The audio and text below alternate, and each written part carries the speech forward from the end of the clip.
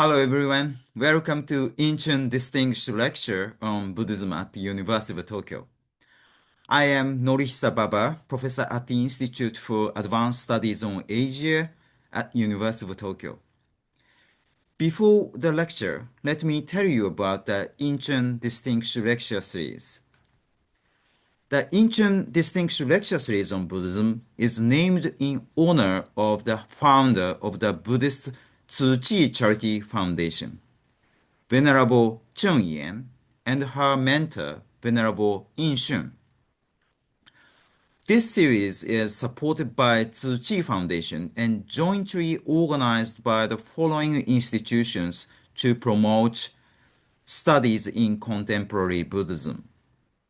The partners include UC Berkeley, the University of British Columbia, the University of Cambridge, Harvard University, INALCO, the University of Oxford, Peking University, Princeton University, SOAS University of London, Taiwan University, and University of Tokyo.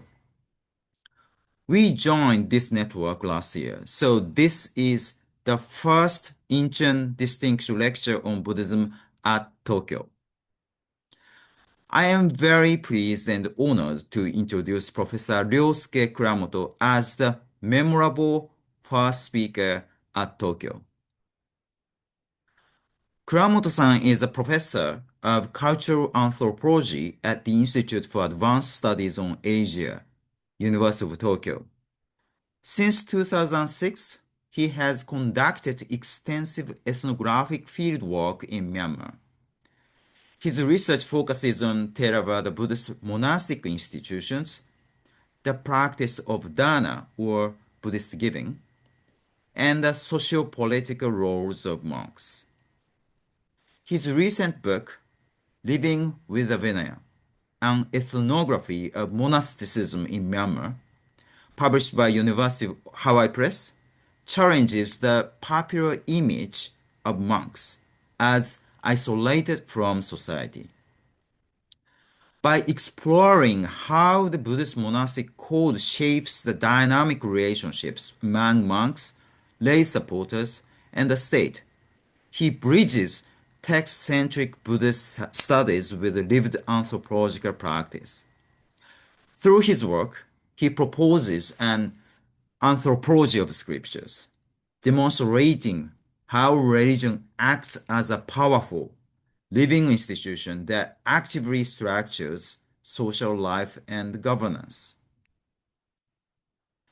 The title of today's talk is The Development of Buddhist Social Welfare in Contemporary Myanmar, the Potential and the Reality of Indigenous Associations.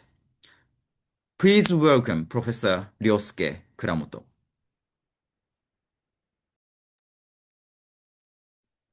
Okay, thank you, Baba Sensei. Do you hear me? Okay. Yes, Okay. Yeah. Hello, everyone. My name is Ryosuke Kuramoto from the University of Tokyo.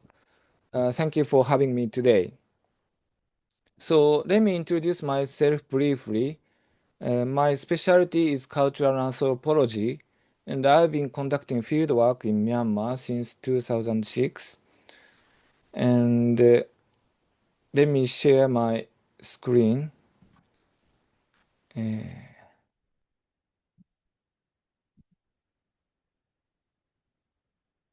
So this is a picture of monks going to collect alms. When I first saw them, I was deeply impressed and became interested in their way of life. Then I decided to conduct research on monastic life. I also had the opportunity to ordain as a monk myself. Based on this research, I recently published a book in English titled Living with the Vinaya, an ethnography of monasticism in Myanmar. I won't be discussing its contents today, but please check it out if you are interested. The title of today's presentation is The Development of Buddhist Social Welfare in Contemporary Myanmar. I will be discussing a unique social support system within Theravada Buddhism, which is the dominant tradition in Myanmar. So let's start with an introduction. So imagine this. What if you lived in a country where the government has basically abandoned its people? You wake up and there's no safety net. If you get sick, if your house floods, or if you need to hold a funeral for a family member, there's no government office to ask for help. Furthermore, even the activities of international NGOs are strictly limited. This has been the situation in Myanmar from 1962 until today. The government does not help, and international NGOs cannot easily enter. Normally, this might seem like a terrible dystopia, a completely broken society. However, if we look at the modern Myanmar, the reality is completely different from a dystopia. Since the 2000s, various grassroots support projects have exploded in Myanmar. Specifically, we can see a wide range of social welfare activities such as funeral support, medical care, educational support, disaster relief, and the protection of religion, language, and cultures.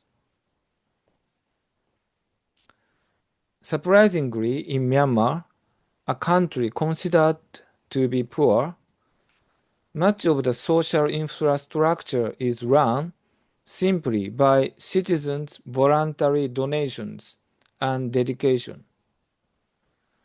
In Myanmar, these private support groups are generally called athin or simply athin. Athin refers to local voluntary associations in Myanmar. This is the most important keyword for today's presentation, so please keep it in mind.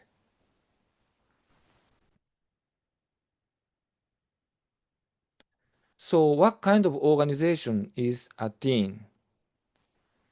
To understand the nature of athin, we must look at Buddhist teachings, as their activities are deeply rooted in Theravada Buddhist concepts and systems.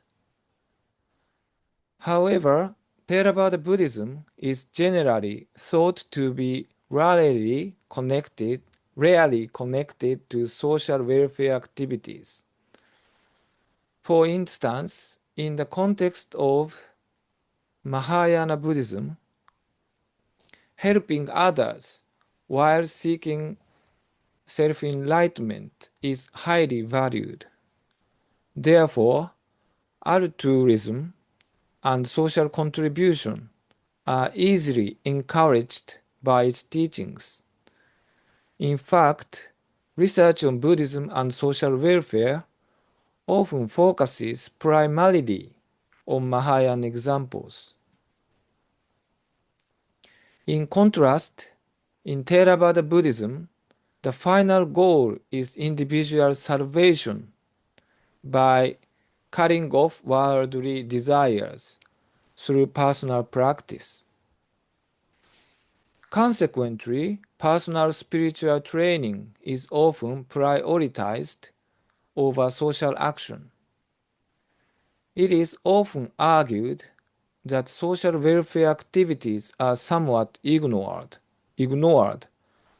or that worldly activities carry a lower religious value. Given this background, why and how did Theravada Buddhism and social welfare connect in Myanmar to create such a vast support system? This is the question I would like to explore with you today.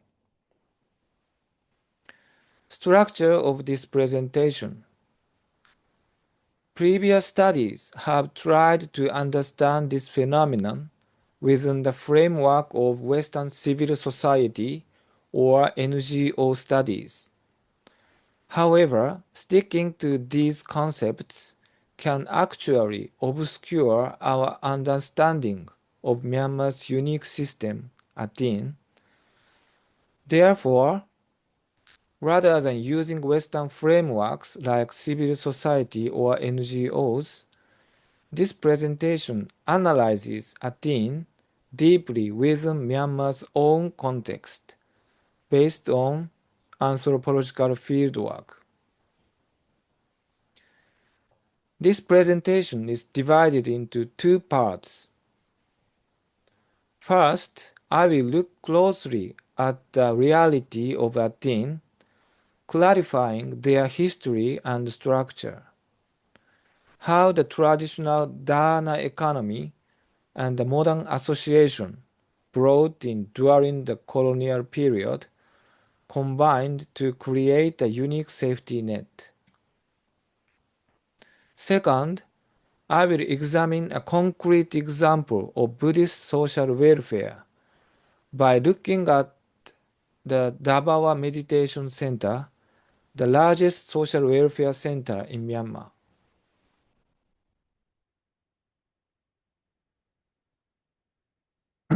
Now, let's take a look at part 1, the reality of athin, the dana economy. To grasp the reality of Myanmar's athin, we must first need to understand the dana economy, the Buddhist economy of giving. This system supports, enables, and shapes activities of athin. But what exactly is the dana economy?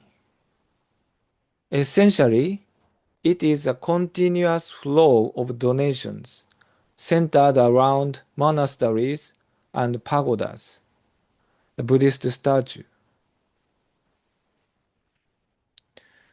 Donations gather from society to the monastery and the pagodas and are then redistributed in various ways.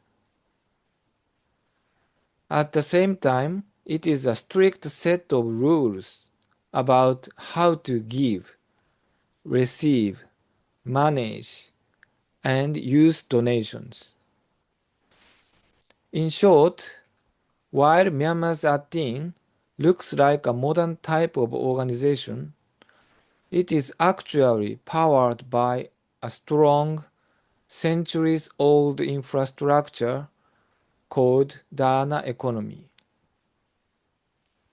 And next, let's look at some of its features.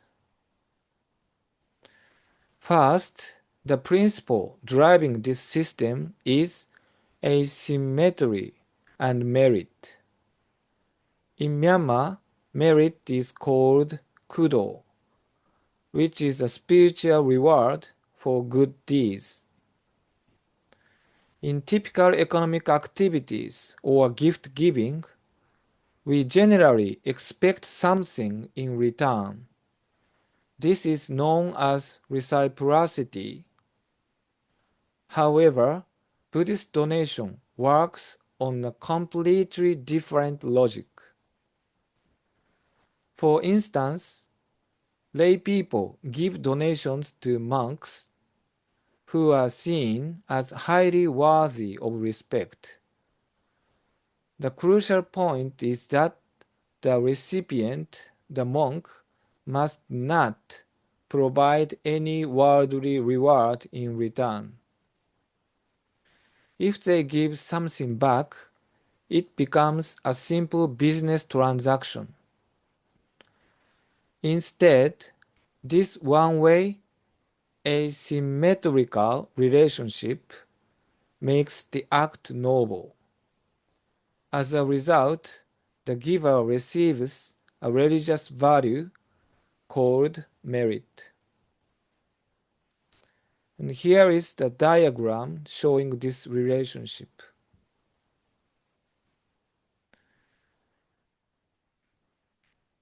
In Theravada Buddhism, giving is training to let go of attachment. The merit gained from this becomes good karma, leading to better rebirth or enlightenment. This strong religious motivation is exactly why people generously give their wealth even if they live in poverty.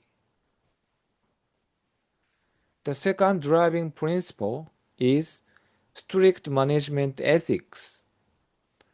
This is where it completely differs from general volunteer work. In Myanmar, there are scary proverbs. The Buddha's property is the fire of hell, and the monk's property is a poisonous fruit. If you secretly steal or misuse donations given to the three jewels, Buddha, Dhamma, and the Sangha, it is a terrible sin that will send you to hell. Therefore, the management of donations is handled much more carefully than normal money. This religious rule acts as a very strong governance system for the organization. Therefore, the staff working at Athin always emphasize that they are unpaid. Why? Because working for the organization is considered a donation of labor. If they receive a salary, like staff in Western NGOs, it decreases the merit of their donation. In the worst case, receiving money means eating the poisonous fruit. This strict ethical view defines the pure service nature of Athin activities. Next, let's look at the method of visualization or the system of accountability that supports this system, the Dharma economy. If you go to a monastery or an Athin in Myanmar, you will almost always find a donation reception counter where a detailed list of donation items is clearly displayed. This is a donation counter at a nursing home. And here is a donation list from the same facility. It includes items such as meals, medicine, and building maintenance. A unique feature is the insurance of receipt, regardless of amount, and splendid donation certificates for larger contributions. This is a donation receipt, and this is a donation certificate. It is important to note that this certificate is more than just a record. It is a religious device. The donor can look at it later to remember the joy of giving. Furthermore, the names of donors and the amounts are widely announced on bulletin boards or in publications. like this. This religious visualization serves as a foundation of trust. In addition to ensuring accountability, this public announcement serves as a platform for sharing merit and joy with the entire community. By witnessing these donations, the community gains a chance to earn religious merit themselves through the act of rejoicing in others' good deeds. You'll always see, I'll show you a video.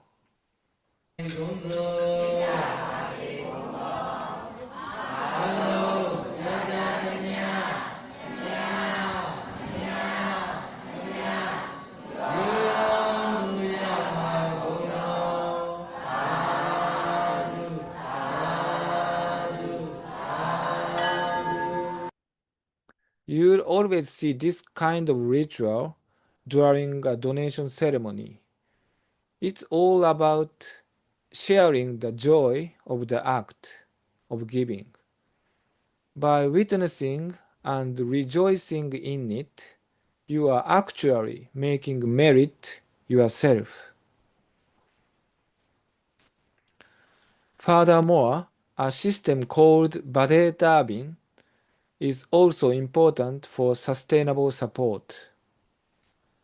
Badetarbin is a mystical wishing tree or a money tree from Buddhist stories.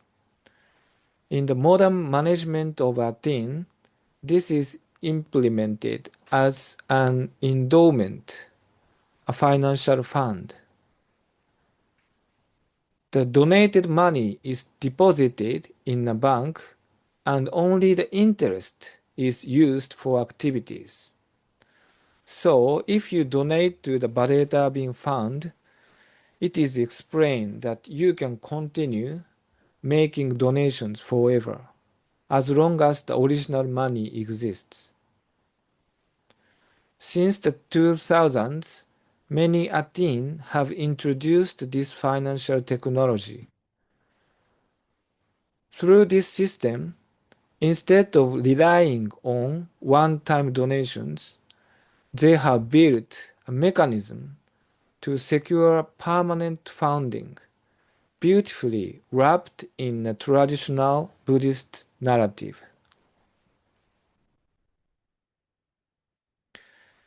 Next, let's take a look at the historical development of athin.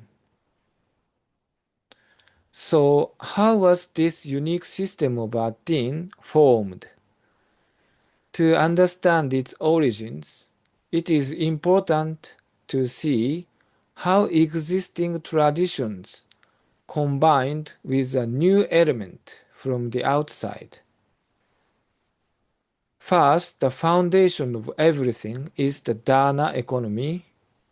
As we have just seen, it is a traditional system nurtured over Myanmar's long history, centered around monasteries and pagodas. Then, during the late 19th century, under British colonial rule, a new element was added to this strong foundation. This was the organizational system of the association, introduced from Britain. Association is a technology to run an organization permanently and transparently. Things like collecting membership fees, making rules, electing officers, and keeping records. However, at first, athin did not appear as welfare organizations. They appeared as Buddhist athin, Vadaye athin, to support Buddhism. Their main purpose was the propagation of Buddhism, Tatana Pyu. At that time, the emerging middle class felt that Buddhism was in danger because the Myanmar monarchy had been lost. Therefore, they created an innovation.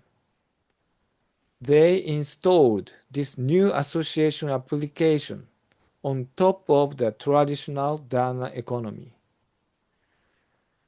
In short, traditional Dharna economy plus British Association technology produced Buddhist athin.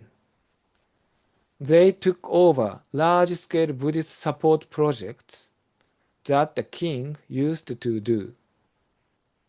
For example, providing food for monks, repairing monasteries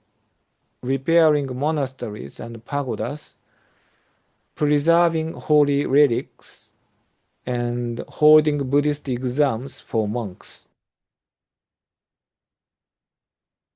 As an early success story, let me introduce the Maroon Rice Donation Association, established in 1896. Merchants from the Maroon market in Mandalay formed an athin to support monks in Zagain Hill, suffering from food shortages after the loss of royal patronage. They used their merchant network to gather rice from a wide area, chartered private boats to transport supplies in bulk, distributed directly to monasteries in need. In a way, they built an advanced logistics and delivery system, like a modern-day Amazon, more than 100 years ago, using only the power of ordinary people. As a result, by 1911, they were able to supply 10,000 bags of rice a year to 230 monasteries. The fusion of the traditional Dharna economy with the modern association system demonstrated massive impact. In short, it combined traditional personal donations with systematic management. And this is the emblem of the Maroon Rice Donation Association. It is derived from the Buddhist Jataka tale of the rabbit who sacrificed its own body to feed a hungry traveler.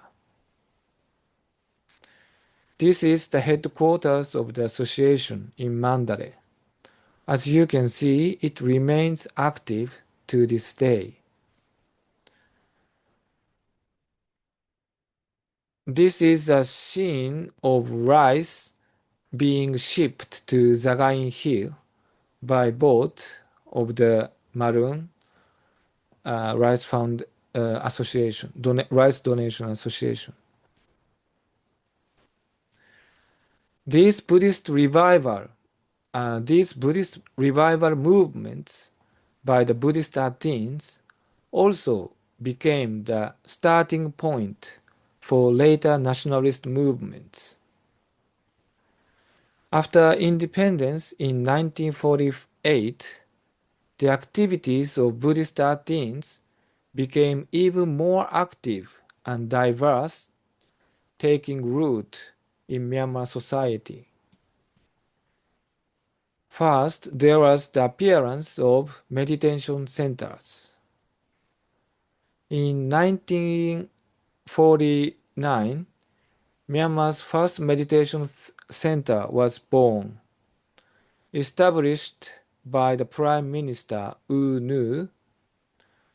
Following this, general leaders established new meditation centers one after another. Since the 1990s, This has caused a meditation boom known as the mass lay meditation movement. Of course, there are also monks. Another example is food donation associations, Sundan Athin. They became popular, especially in cities. These are organizations where local residents cooperate to donate food to nearby monasteries. Sometimes they also hold preaching events or Buddhist or secular rituals in district halls called Dhamma Hall.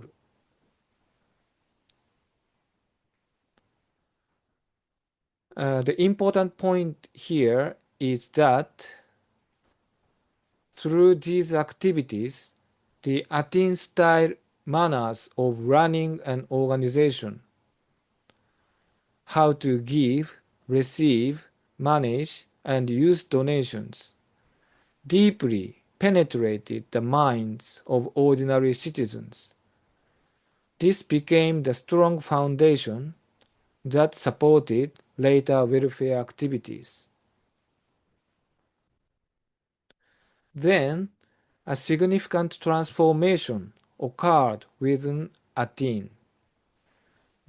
Their scope of activity expanded from propagation to Buddhism to parahita, altruism, and social welfare. In the 1990s, severe inflation and growing poverty caused medical and funeral costs to skyrocket. People could not afford hospital care, and many lacked the funds to hire a funeral car to transport the deceased to the crematorium. To solve urgent social problems, the existing Buddhist athin system began to be applied. What happened here was an expansion of concept.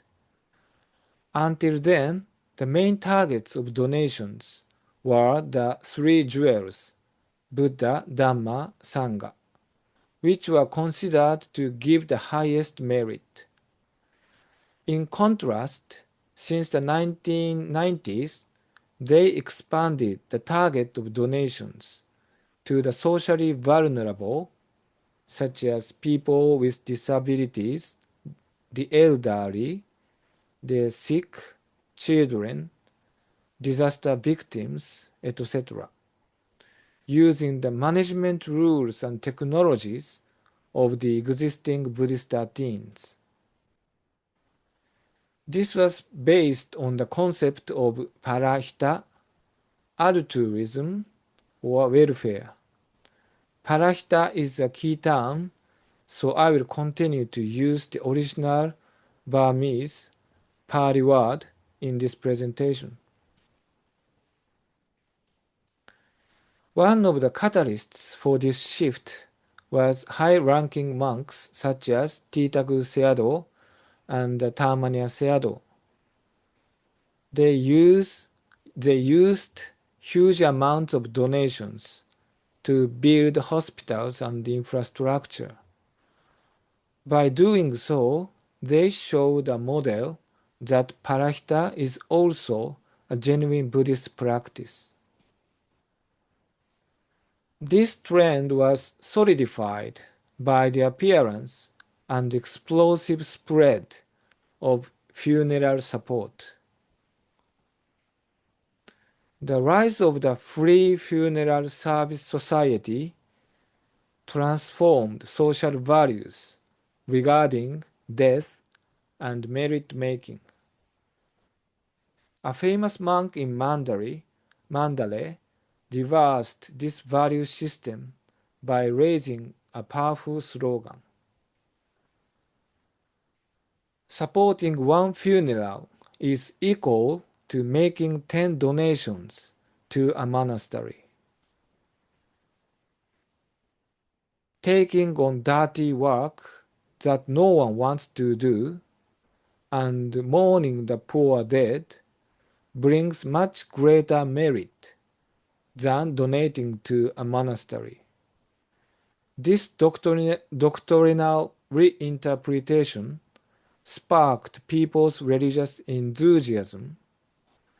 As a result, handling death, which used to be avoided, was transformed into an act of parahita that brings immense merit.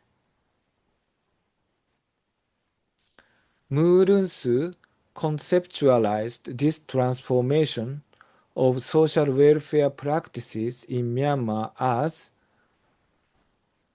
laicizing an economy of merit, meaning bringing the merit economy into secular daily life.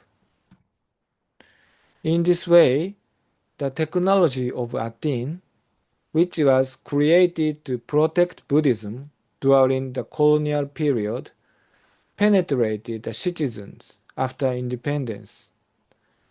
Today, it has been brilliantly reborn as Parahita Athin to protect society.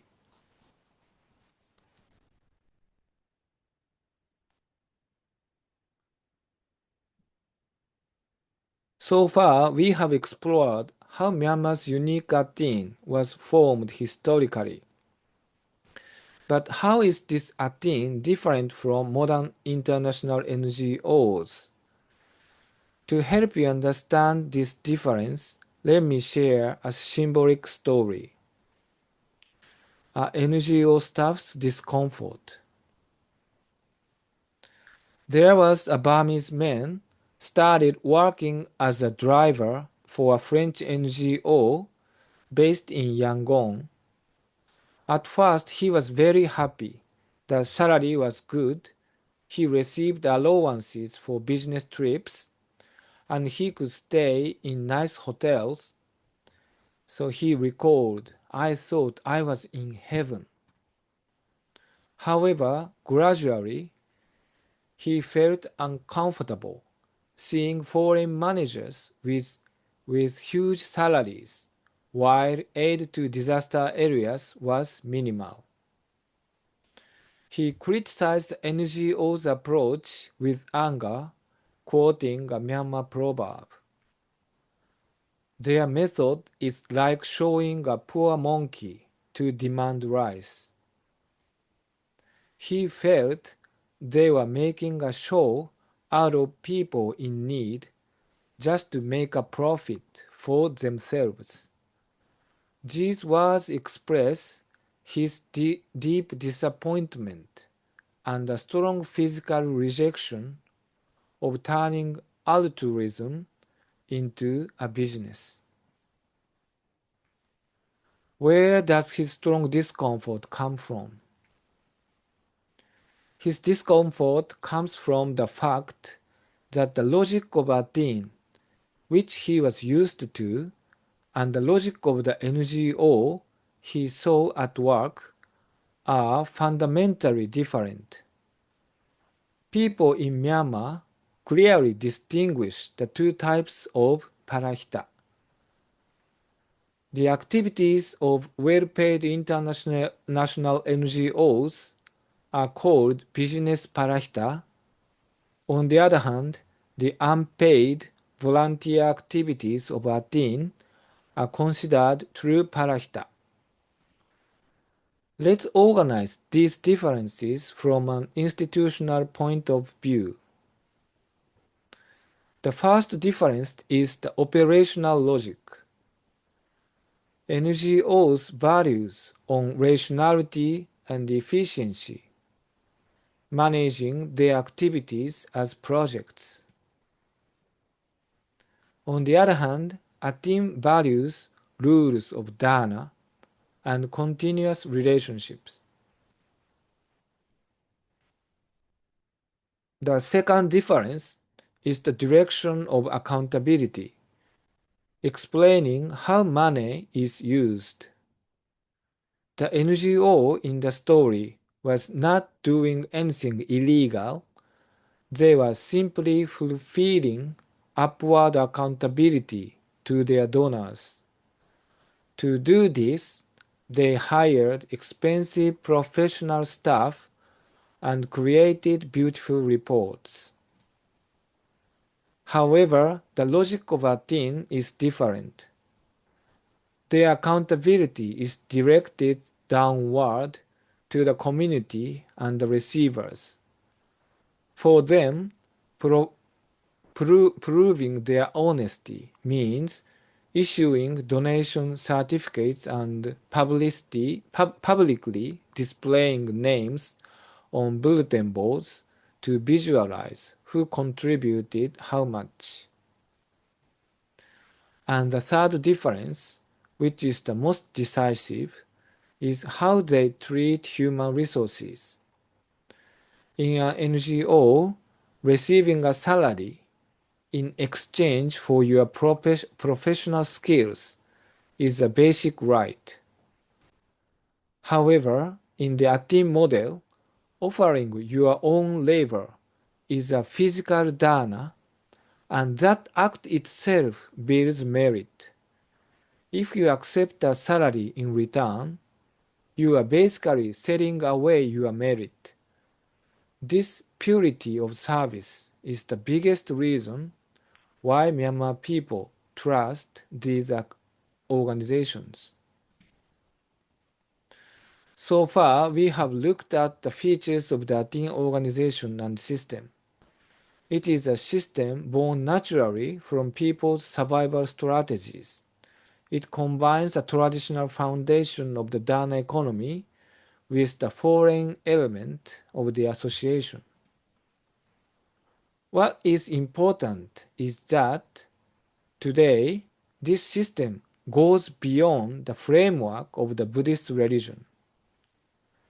It has become the standard format for welfare, a social infrastructure for the entire society in Myanmar.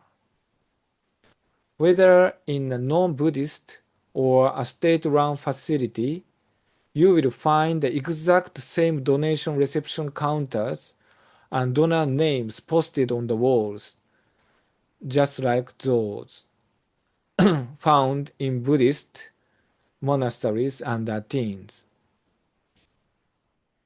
This is a donation board displayed at the reception counter of the Home for the Aged, which is run by Catholic Order, the Christian facility. For example, if you want to donate for coffee and cake, this cost is listed as 50,000 chat. This is the donor list displayed at the reception counter of a state-run school for the blind. It shows the names of people who have donated for daily breakfast, lunch, and dinner. What does this mean? It means that to do welfare in Myanmar, regardless of your religion, you must adopt this athin-style management protocol. Collect donations from society, manage them strictly, and redistribute them to the weak. People recognize this as the most rational and trusted method. In short, athin is not just a club activity for Buddhists. It is a solid institution that everyone in this country uses and depends on to carry out social welfare activities. And this is the conclusion of part 1.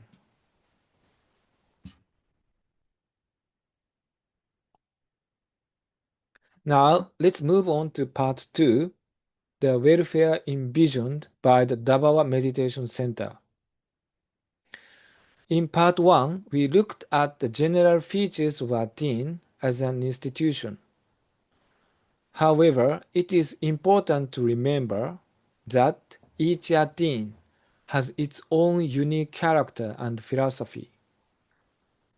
Therefore, next, I would like to introduce the Thabarwa Meditation Center, the largest social welfare center in modern Myanmar, as a concrete example of what Buddhist welfare actually looks like in practice. First, let's start with an overview of the center. To set the stage, I want to pose a provocative question. What would happen if we ignored modern values like efficiency and management and instead committed ourselves 100% to the Buddhist principle of good deeds, such as the practice of dana? The result is a world that goes far beyond our common sense. It is pure chaos, yet at the same time, it is ruled by an extremely pure Buddhist order.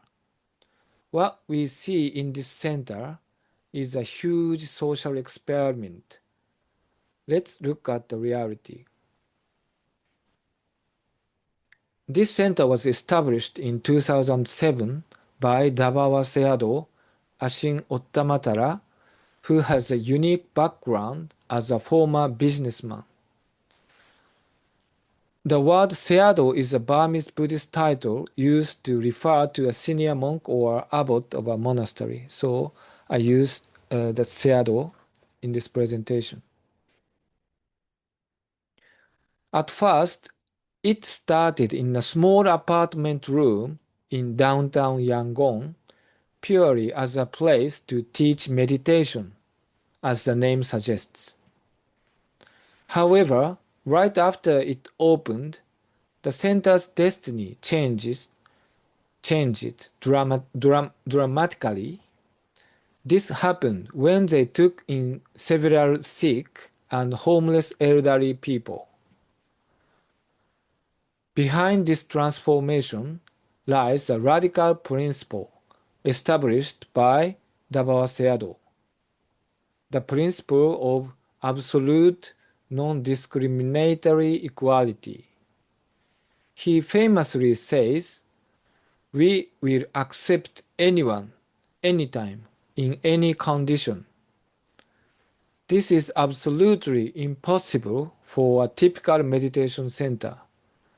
Normally, such places require participants to be in good health and follow strict rules to maintain a quiet environment for meditation.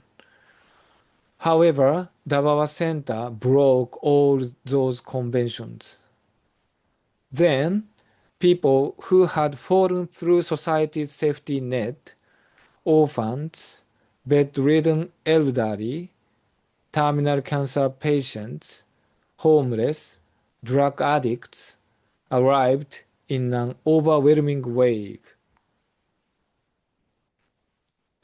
As the activities expanded beyond the capacity of a city apartment, the center moved to Tanlin, a town near Yangon, in 2008.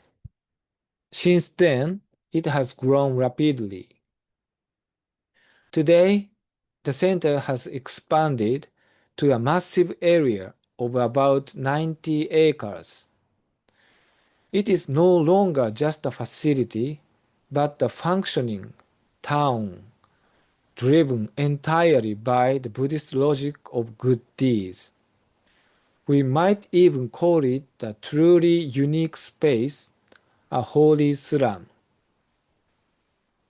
Within this vast site, over 100 buildings stand close together. About 4,000 people, including monks, volunteers, and patients, live together. Now, let's take a look at some photos to see the scale of this place. This is a photograph of Thabarwa Sayadaw. He earned a degree in English from Yangon University. After graduating, He started a small supermarket in Yangon. However, while running the business, he struggled with high levels of stress. This led him to join a meditation course where he discovered a deep passion for Buddhism. Eventually, in his early 30s, he decided to become a monk. He goes out for alms every single day. Here is a map of the center. As you can see, there are several large buildings that serve as both clinics and dormitories. Inside, the space is filled with beds. This particular floor is for monks. This is the kitchen area.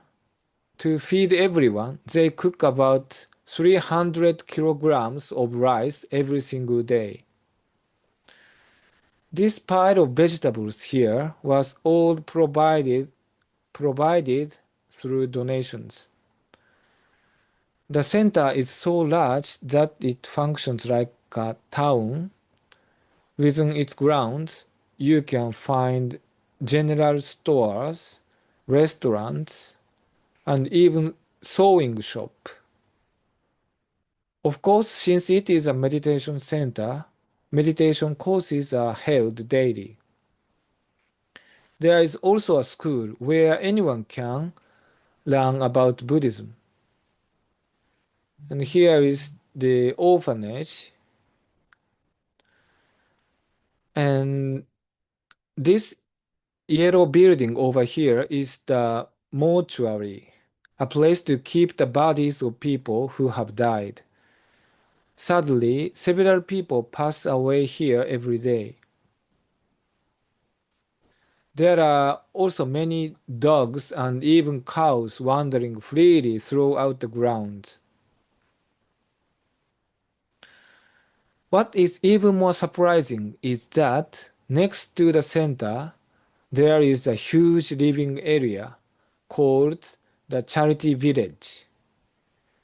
The Sayadaw bought this land for poor people who had been kicked out of squatter settlements and gave them plots for free. About 15,000 people or 3,000 households live there now. This is a photo of the charity village. Once someone completes a 7-day meditation course, they can lease a 15-foot square plot of land for free. These are the children living in the village. Every day, many residents come to the center from the village to receive free meals. Combined with the main center, the total is about 20,000 people. So, how can such a massive operation be sustained? At first glance, the management of this center looks like pure chaos. However, we must look deeper. While living spaces are overcrowded and Western concepts of efficiency or hygiene standards hardly exist, the center does not collapse. Why is that? Instead of modern management, what governs this center is a strong religious magnetic field of Dhamma and good deeds. To clarify these terms, first, Dhamma refers to the core Buddhist concepts: impermanence, suffering, and non-self. In fact, the word Thabarwa itself means nature or Dhamma. Second, good deeds means dana, sila, and bhavana, meditation. In this worldview, the existence of I and the world are just phenomena that change moment by moment. driven by the law of karma, the law of cause and effect. Understanding this law of nature is believed to be the only way to be free from suffering. Therefore, the Sayadaw preaches, just focus purely on doing good deeds. Under this powerful message, all social hierarchies become meaningless. Here, doctors and homeless are equally people doing good deeds. It is chaos, but it does not collapse. This miraculous balance is maintained only because everyone is voluntarily moving toward one single goal, good deeds.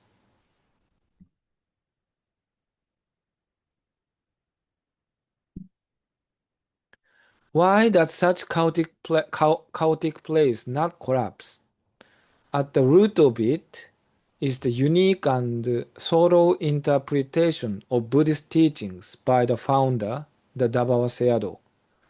Now let's take a closer look at the details of the Sayadaw's philosophy. First, what is helping? The Sayadaw says the purpose of the center is to help people. However, his meaning is on a completely different level from the general welfare we usually imagine. The Sayadaw does not help people because he feels sorry for them. He doesn't care about who they are or what their condition is, regardless of their education, health, or wealth. The Sayadaw's philosophy redefines helping not as mere charity, but as a spiritual tool to combat ignorance. So what does he care about? He says, I am helping people in need, but the target is not the people themselves. It is their ignorance. In short, the target of compassion should not be a person or an animal itself, but their wrong understanding, which is ignorance. For the Sayadaw, the root of all problems, like poverty and sickness, is not bad luck or social structures. The root cause is simply ignorance. That is, not knowing the Dhamma, truth. Therefore, providing food, clothing, shelter, and medical care is not his final goal. These welfare practices emerge as a result of good deeds. They are simply a means of freeing people from attachment and leading them to the Dhamma. The Sayadaw's method for reaching the Dhamma is centered on a single shared concept, good deeds. As we have seen, good deeds can be divided into dana, sila, and bhavana, meditation. However, the most important thing is our mindset while performing these deeds. The Sayadaw insists that we must completely let go of the subject I. In our daily lives, we habitually think I am eating or I am walking. But the Sayadaw warns that as soon as we accept this I, our understanding of reality fails. Thinking I am doing something creates a subtle attachment, which pulls us away from the truth of non-self. Therefore, the Sayadaw offers a radical instruction. Throw away even the awareness that I am doing a good deed. simply act. When brought into the practical field of organizational management, this idea of good deeds manifests as an extreme form of non-management policy. The Sayadaw's core principle is rooted in radical freedom. Do it if you want, don't do it if you don't want to. As a result, the center as a whole operates with no management. Everything is left to individual free will. Admittedly, this approach inevitably results in some disorder. Yet, inside this chaos, countless projects, such as repairing pagodas, collecting trash, improving drainage, or protecting animals, pop up spontaneously like amoebas. This creates a highly dynamic and complex, decentralized autonomous organization, an organization that functions effectively without a central boss or top-down hierarchy.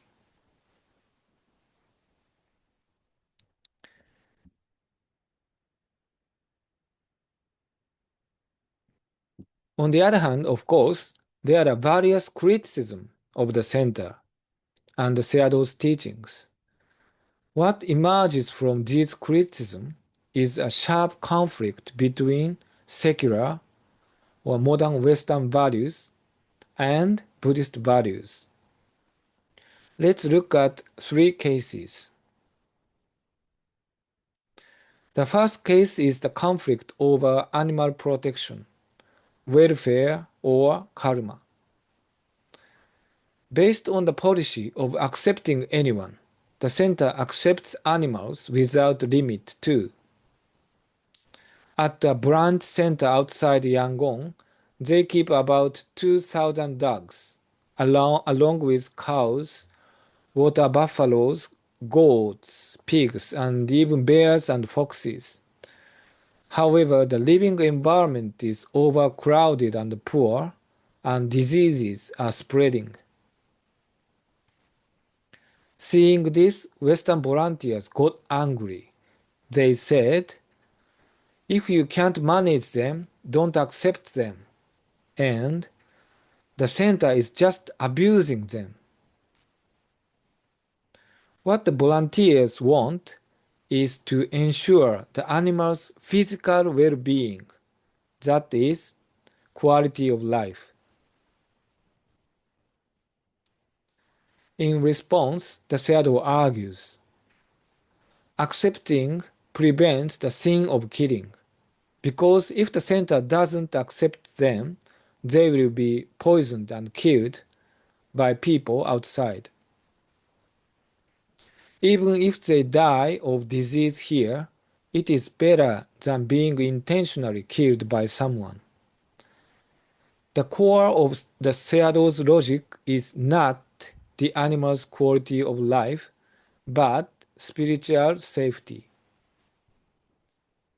In short, the Sayadaw's concern is saving the karma of humans who might commit the great sin of killing.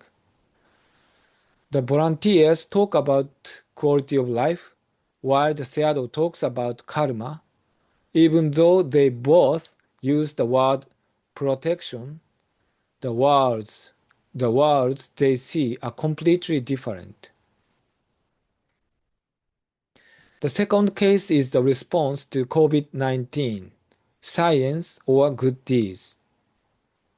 In 2020, the pandemic caused a severe economic crisis in Myanmar. Over 1,000 desperate people flooded the center, causing a complete overflow. Naturally, foreign volunteers insisted on following global scientific measures such as mask wearing and social distancing to prevent an outbreak. However, the Sayadaw took a completely different approach. He urged the panicked crowd to abandon their struggle against the virus, instead focus purely on performing good deeds. Then they would remain safe and secure through merit. As you might expect, foreign volunteers exploded with criticism. The virus doesn't care about our good deeds. This is unscientific. Their goal was to prevent physical infection. To Sayadaw, however, the virus is simply a part of nature. When he promised safety, he didn't mean immunity from infection. He was teaching that death is ultimately inevitable for us all. In other words, he was trying to cure the virus in our minds, our fear of death, and our worldly attachment. He viewed the pandemic as a spiritual opportunity to accept death as natural. This case clearly highlights the unbridgeable gap between modern medical rationality and Buddhist spiritualism. The third case is the most serious and controversial: post-coup politics and the clash between justice and peace. In 2021, military coup overthrew the NLD government led by Aung San Suu Kyi. In the following months, the military violently suppressed its own citizens, and many citizens were risking their lives in a resistance movement. Right in the middle of this intense national crisis, the Sayadaw suddenly took actions that seemed pro-military.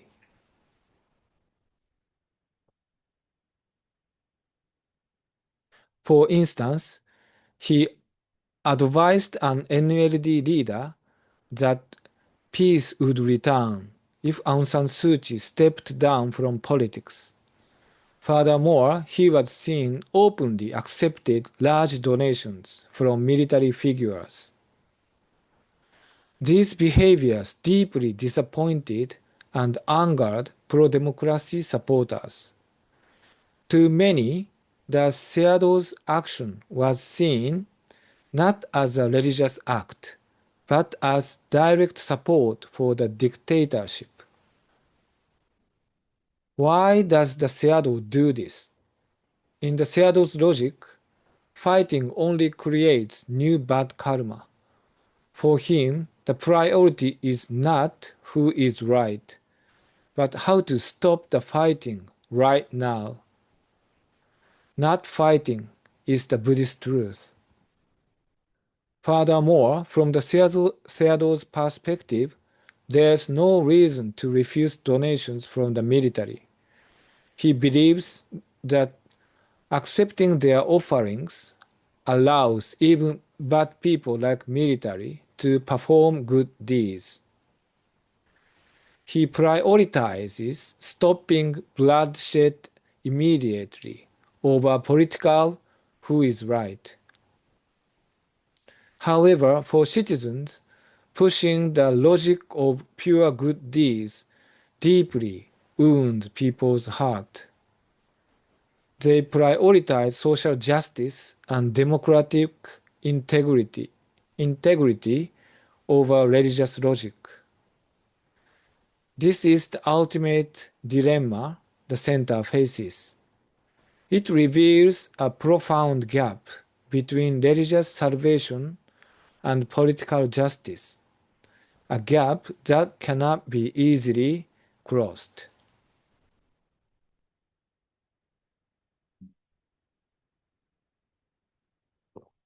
So what can we learn from the case of the Thabarwa Meditation Center? Let's conclude by examining the possibilities and limits of Buddhist social welfare. At the root of social welfare in the Buddhist world, the spirit of dana and good deeds is always alive. The case of Myanmar's Thabarwa Meditation Center is a real-scale social experiment. They have attempted to support society using only pure Buddhist logic, throwing away modern common sense and efficiency.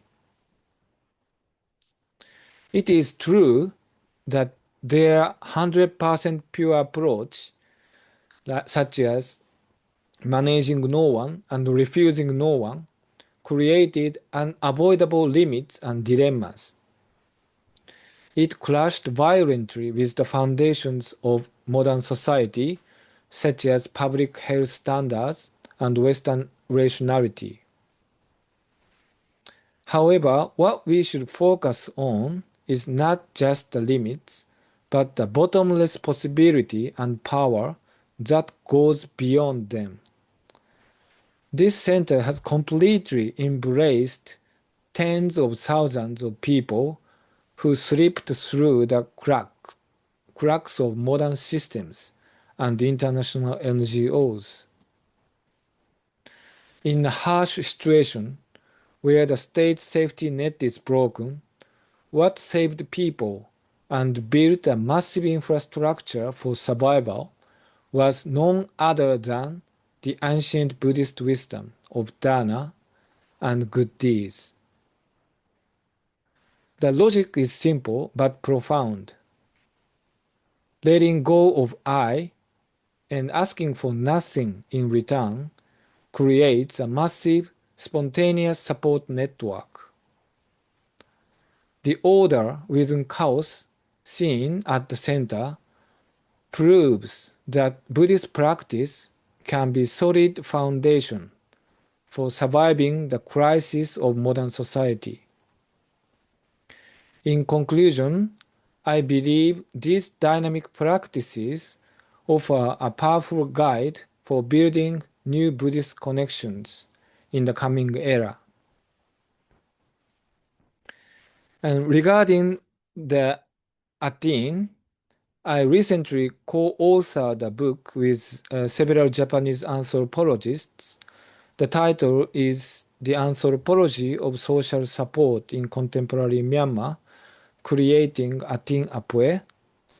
It is written in Japanese, but if you are interested, please do take a look.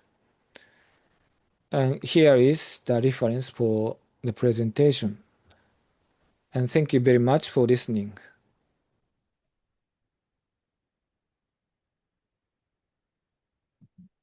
Thank you so much for passing talk, Kuramoto-san. So before we start discussion, let me ask one question. How many are there such Buddhist social welfare associations in Myanmar now? Okay, so may I respond now? Okay, thank you. To be honest, we do not know the exact number. This is because the registration has not been required for every athin. However, some previous studies estimate that there are more than 200,000. I mean, 2 plus 50, 200,000 informal community-based organizations.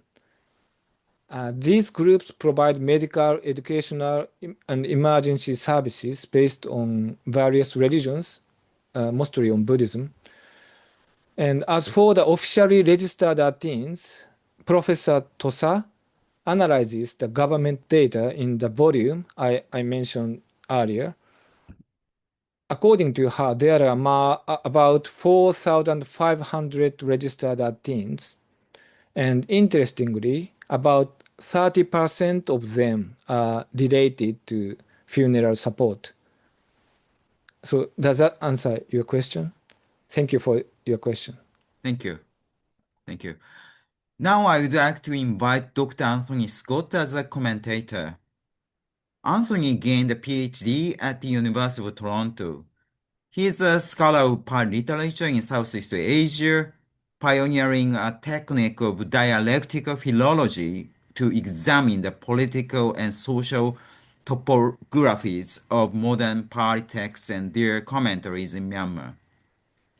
As a Japan Foundation Global Japan Studies Fellow at the University of Tokyo, he is currently exploring how a centuries-old religious infrastructure and anti-imperial Buddhist internationalism supply the raw materials for the world historical projects of independence, nation building, and reconstruction in Cold War Asia. Please welcome Tony. Thank you very much, Baba Sensei, for organizing this discussion and hosting us today. I have been reading and following Kuramoto Sensei's work for almost a decade now. And along with Baba Sensei, Kuramoto Sensei has been an inspiring and generous mentor for me. So it is an honor and pleasure to act as his discussant for this Yin-Cheng Distinguished Lecture in Buddhism. Now, I have 2 or 3 questions. Since each one is a little bit long, we'll go one by one, and Kuramoto Sensei can answer them after I just explain one at a time. There is a bit of a pattern to these questions, and so I start at a concrete level and I become a little bit more abstract. But I think that is one of the best things about Kuramoto Sensei's work is that it allows one to think on multiple levels of analysis at one time. So I really appreciate that. So the first question that I'll start with, one of the most fascinating aspects of Kuramoto Sensei's work is that of religious infrastructure. Across his different projects, he takes as his object of analysis not just rituals, concepts, or texts, but the infrastructure that makes religious activity possible. And in this case, he is looking at the infrastructure of the merit economy of Myanmar. And in this work in this presentation that we all saw, he is joining what I see to be the turn towards infrastructure in the study of religion that's come about in the last 5 to 10 years. So in that way, Kuramoto Sensei's work is really quite cutting edge. And it takes an innovative approach to trying to understand in a fundamental way some of the phenomena that we often gloss over or take for granted in the study of religion without interrogating the actual infrastructure that makes religious practices and doctrines possible in the first place. So in some of his previous work, Kuramoto Sensei has taken a similar approach to the Meditation Center as a site of mental culture, Buddhist revival, and moral hygiene in Myanmar. And we see him doing parallel work here on the Athin organizational structure. What I find so compelling about this project is that Kuramoto Sensei is looking at elemental, tangible, structural aspects that support and are really the ground on which religious activity is able to occur and unfold in society. In this context, while we might not always see the athin as being infrastructural in the sense of a road or a building or a seaport, there is a management style and ordering and a specific way of organizing the various parts to function towards a common goal that characterizes these athins. Kuramoto Sensei shows how these different aspects of the athins make a group of people, a set of resources, and shared values into an institution proper. An institution proper means all these different actors, ideas, and ways of organizing reach a high level of sophistication and arrangement where they become stable and capable of self-reproducing, similar to something like a court system, a university, even a branch of government. So these are all paradigmatic examples of an institution in modern society. And so Kuramoto Sensei is uncovering how religious institutions are formed and persist over time. This approach provides a more grounded, concrete, and palpable basis for the underlying factors of conceptual, abstract, and second-order religious phenomena in Buddhism. So he's doing very fundamental, very important work for the field here. My first question is thus an attempt to push this level of analysis one step further. In addition to management style and ways of organizing, what about the vulgar materiality, the physical reality of Athens? What I mean is, while the management style and organizational principles are important, they are also shaped by their physical surroundings and what is and is not possible in these physical surroundings. In other words, where does the activity of Athens take place? What literally houses these Athens? One of the innovations of the Athin model, it seems to me, is that it takes the management outside of the monastery, and it must have been occurring in certain buildings, buildings that were leased or bought on land that changed hands from one party to another, with a certain style of preferred architecture, perhaps, building materials, etc. What then about the meeting halls, people's homes, public squares, government offices, etc., that made the Athens possible? I was hoping Kuramoto Sensei might talk more about the walls within which Athin activity occurred, and I was hoping that he might talk more about the physical environment of the Thabarwa Center specifically, about the buildings, how the different groups and subgroups organize themselves in the physical spaces, or how the physical spaces organize the different groups. So I'm asking him to refine the resolution of his analysis one step further and focus more on the materiality of Athens. Okay, thank you, Tony, for that excellent question. So you are absolutely right to point out that the physical space is a crucial dimension of this infrastructure. To answer your question, I'd point to three distinct types of spaces. First, the physical footprint of an Athen is entirely tied to the dana economy. Many groups, like food donation associations, start small, perhaps without a dedicated building, but as donations grow, they acquire physical spaces, which then allows them to expand their social support activities, such as offering funeral services. Their physical growth is entirely donation dependent.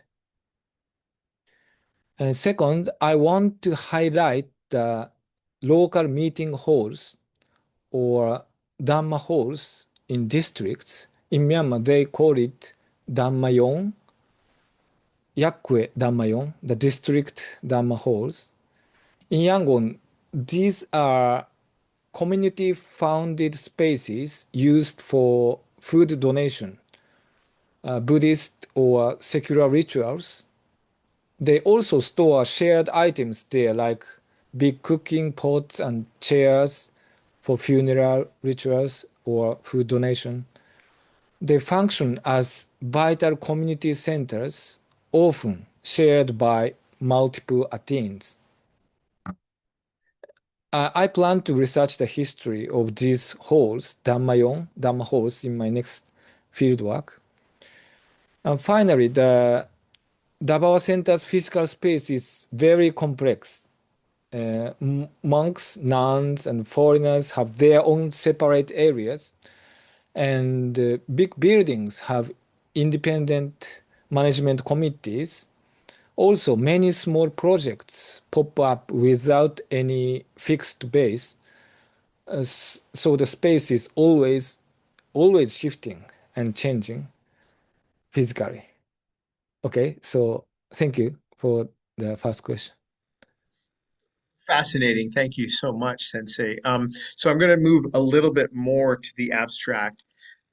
And another innovative approach that Kuramoto Sensei takes in his work is treating seriously the merit economy of Myanmar as an economy. He explores the management style, the way resources are used, and perhaps most importantly, the ideological values that shape economic decision making in a society. Such issues are not often discussed in Buddhist studies, so that's what I find so exciting about your work. But one of the most interesting things is the role of ideology in these athin organizations and how that ideology does or does not align with Burmese Buddhist values. So, for example, NGOs do not just fall out of the air ready made, and they are not value neutral or objective organizations. Rather, they reflect the values of what we might call liberal democracy, which Kuramoto sensei alludes to when he mentions the ideas of efficiency, rationality, and accountability. Yet efficiency is also one of the quintessential characteristics of a capitalist mode of production. In many ways, you cannot really separate liberal economy and capitalist modes of production since they support and define each other. And the NGO model is really the product of the two coming together, of liberal democracy and capitalist modes of production. Both of these ideologies are not endemic to Myanmar. They're not from Myanmar.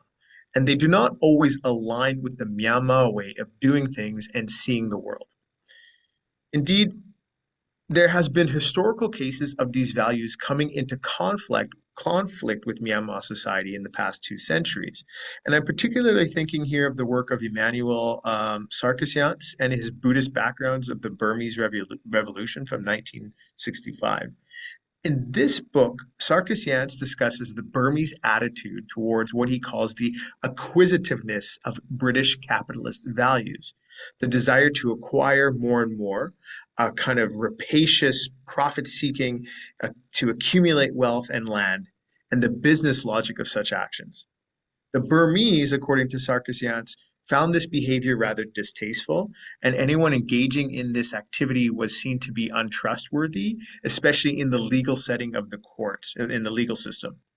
In particular, this business-like behavior, while rational and efficient, was contrary to Buddhist values, is seen to be contrary to Buddhist values, especially that of non-self, because through success in business, one actually aggrandizes one's own social stature and ego rather than diminishes it and cultivates a sense of renunciation. So my question for Kuramoto sensei then is, what might taking up capitalism and liberalism as sites for analysis do for his research, particularly for capitalism? This might be especially helpful when comparing the Athins to NGOs. I know capitalism is a bit of a taboo subject in Buddhist studies, but it seems that there is a certain amount of tension between capitalism and Buddhist values in a place like Myanmar, and that these Athins are aware of and operate in such a way so as to self-consciously avoid association with the capitalist values of efficiency and productivity, of making a profit and being accountable to shareholders, in the word market logic. How might Kuramoto sensei define and explain these differences between capitalist and Buddhist values in the Burmese context? And if we were to go to another extreme, and this is really the crux of my question, are these Athins more akin to a kind of Buddhist socialism? Are they kind of Buddhist socialism? While we might find it strange that the state leaves many welfare functions up to Buddhist or other religious Athin organizations, perhaps religion is seen to have an important role in a socialist society in Myanmar. Or are these two categories, capitalism and socialism, maybe not the most helpful categories for this kind of work? Thank you.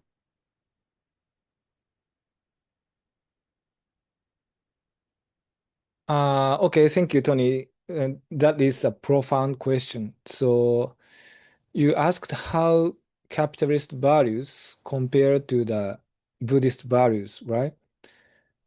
So to answer, I'd like to briefly compare capitalism and Dana economy. So, I mean, they have completely different views of happiness. So I think my reply is not, I can't reply directly to your question. And I think the word socialism is very huge, and I need to consider the term uh, later. But now I'd like to reply the difference between the capitalism and Dana economy. So my opinion, capitalism operates on materialistic assumption. So happiness comes from accumulation. It drives what we might call a lifestyle of get, a constant cycle of consuming and wanting more and more, which inevitably leads to fierce competition, inequality, and environmental destruction as a whole. And I do not believe our world can survive this way. Dana economy, in the contrast, Dana economy shows us a very different way. In Myanmar, people donate constantly. So we may ask why they giving such amount and donate constantly. So I think it's because giving is fun. It brings true joy. Of course, Buddhist teachings are important, but my fieldwork showed me that people simply love giving.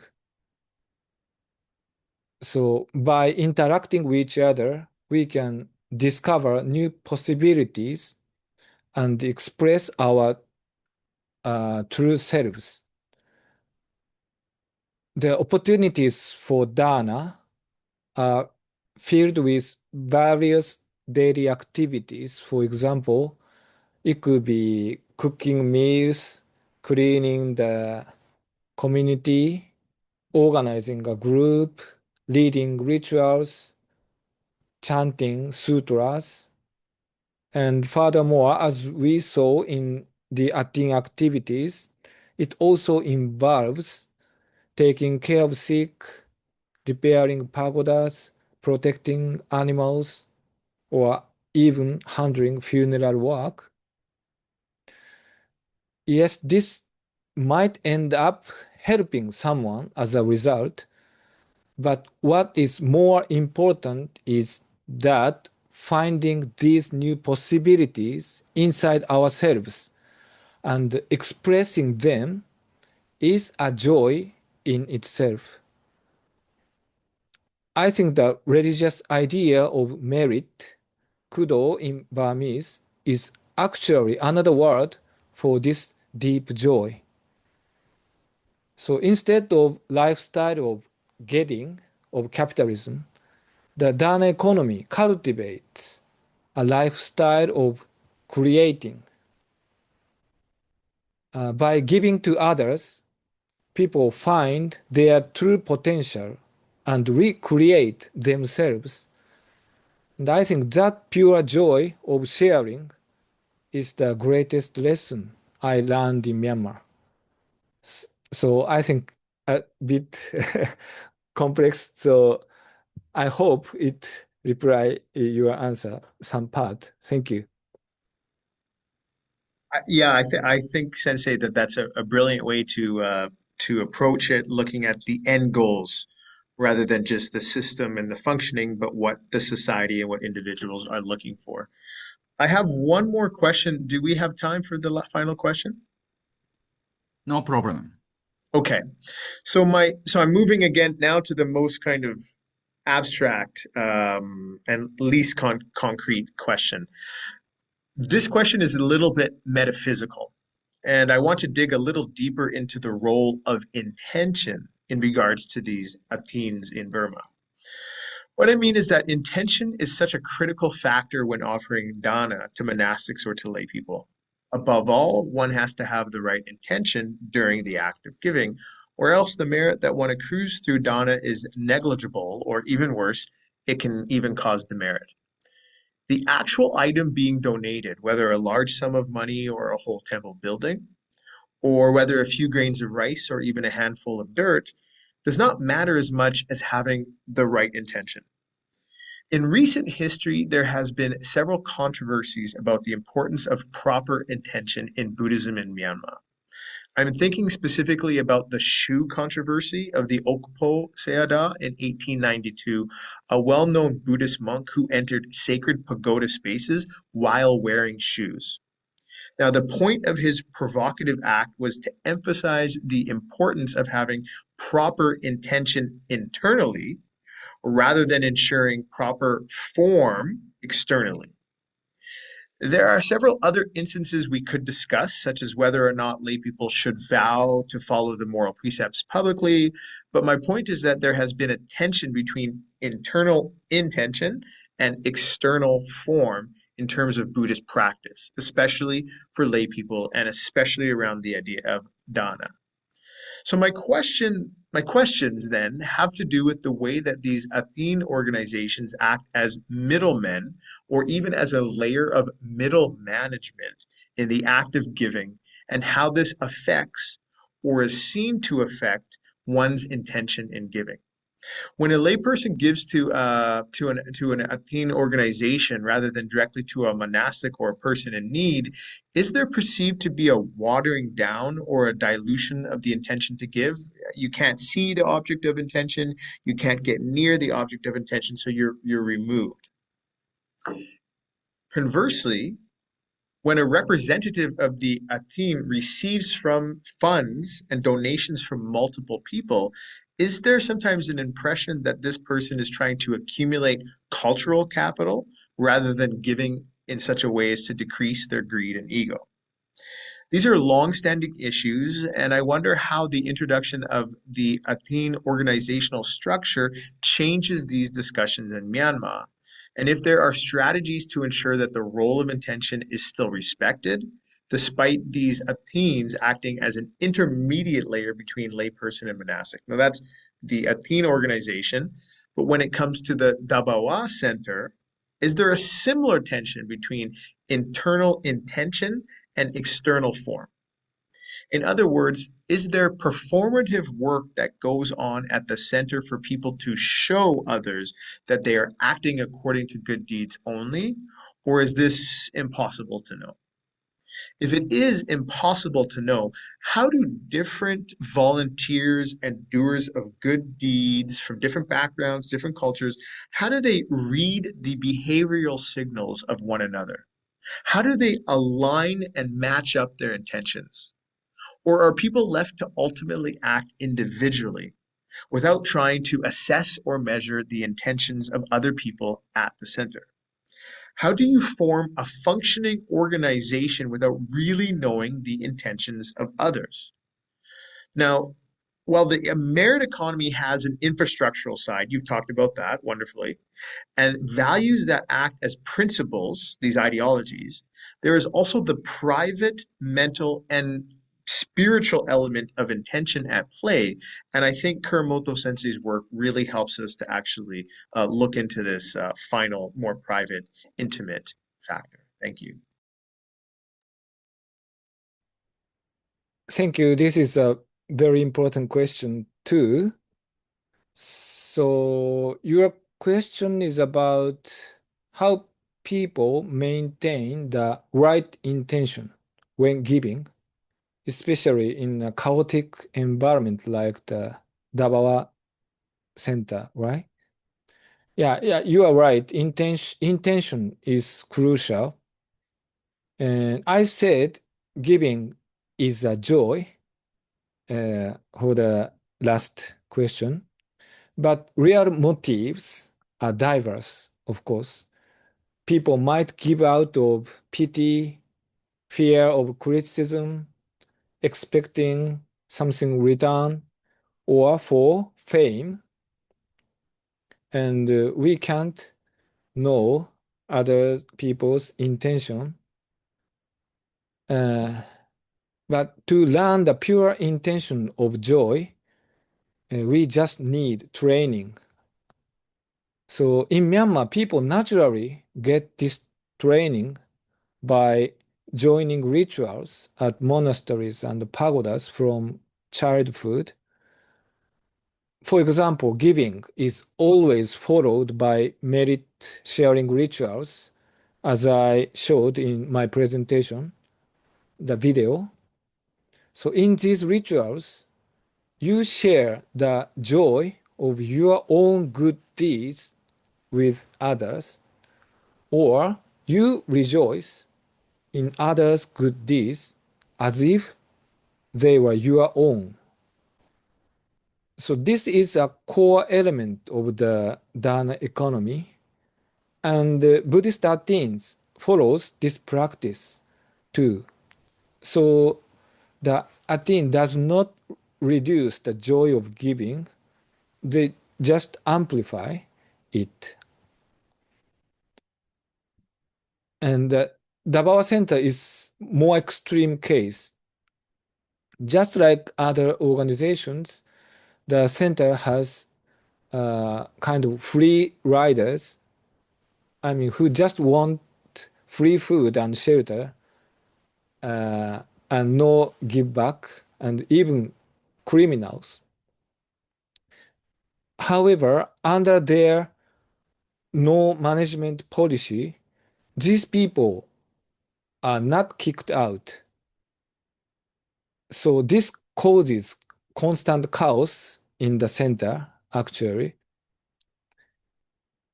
But this chaos is the training of giving or for good deeds. Surrounded by sick and elderly people, volunteers encounter many different needs. Through this, they discover their own inner potential and motivation. And then the Sayadaw says, like, make me your model and make the good deeds around you your model. So people simply do what they can in the way they choose. So ultimately, the center has a unique system that makes people highly skilled at doing good deeds, I think. So I hope this answer your this answer your question sufficiently. Thank you very much for your wonderful comments and questions. Thank you very much for your answers and for giving me the chance to think about your work. And I really look forward to what comes out of it, whether books or publications or what have you. Thank you, Sensei. Thank you, Kuramoto-san, for the great talk. Thank you, Tony, for making inspiring argument. And thank you, everyone, for attending this lecture. Financially supported by Tsuchi Charity Foundation, the Institute for Advanced Studies on Asia at the University of Tokyo is planning international scholars talks on Buddhism, which are open to public. I hope to see you all there again. Thank you so much.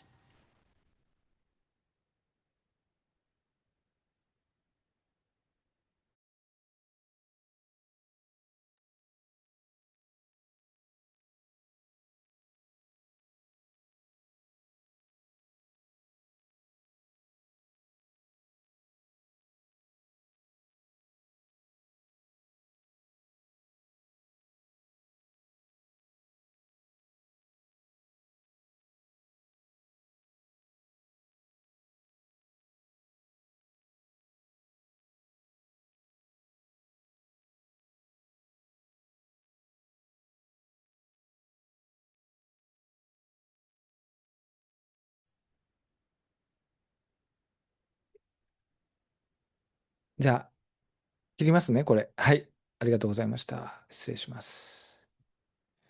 お疲れ様でした。